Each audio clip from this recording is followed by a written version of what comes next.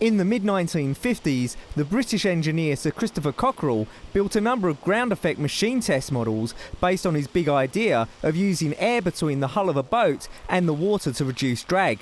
Sir Christopher's ground effect machine, or hovercraft, came into worldwide use, operating in all types of conditions, from the tropics to the Arctic, in commercial, industrial and military capacities. The charm of the hovercraft is the amphibious nature, the ability to go anywhere, the noise, the spray, they're just big giants.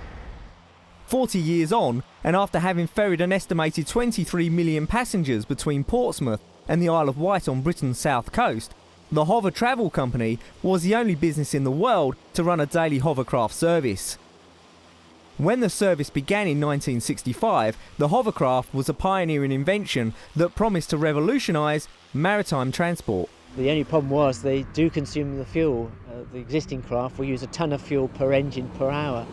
But the considerable expense of running and maintaining the craft and the arrival of other innovations like the catamaran made hovercraft travel a highly specialised business. I think really it's nothing terribly clever. I think we've just used the hovercraft to what it was its best at, which is use the amphibious quality, put it somewhere where there are a lot of people on both sides and people with a bit of money in their pockets. You know, that is the thing, because they're quite expensive things to run. It's only in specialised environments that the hovercraft is cost effective, like the shallow coastal waters where normal boats cannot navigate. The hovercraft is also used for specialised military uses, like amphibious landings and in oil exploration, where drilling is conducted in shallow waters. A former hovercraft specialist has taken the big idea of hovercraft to the next level and developed the first working flying saucer. Engineer Jeff Hatton has used the Coanda effect, another big idea discovered by Romanian aviation engineer Henry Coanda in 1910, to get his idea off the ground. I built hovercraft for years, and every time we came to an object we had to go round it, so I always thought we could go over the top. And remembering the old schoolboy trick of blowing over a piece of paper, it lifted. I always thought that, well, maybe if I can generate enough air in the middle, blow it over a surface, it would lift as well. And it does. The project took years to turn into reality, with a steady growing team of engineers, aeronautical experts, designers and ordinary model builders with a flair for turning ideas and theories into practice. But it wasn't easy, and there were numerous problems to begin with. The major one was to get sufficient airflow, matching fans and motors, in order to create lift. This was the creation of lift and the shapes of what we're using that made the whole thing happen. From then on, it was the stability in terms of stopping it rotating, because it's single fan, single engine, so there's an awful lot of torque in there that you have to sort out. Then your directional control. And we're improving every month.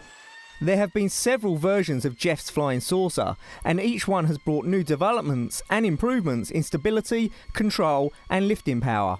The many and varied uses to which the builders think the unmanned air vehicles, or UAV, can be put include inspecting power lines, aerial photography, search and rescue, film production and mine rescue.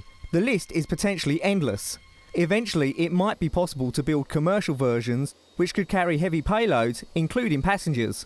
The most important thing for us to do is to continue to develop the prototype. It needs to be able to lift more, it needs to be able to fly for longer, and it needs to be more robust. And so we're working on that, and we're making progress every month. You must bear in mind it's only 18 months since the first prototype flew untethered in free flight and was controlled. So we're still really at the beginning of this development.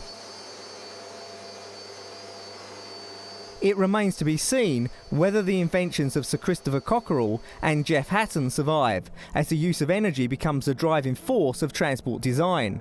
But one thing is for certain, these inventions truly are wonderful examples of the big idea.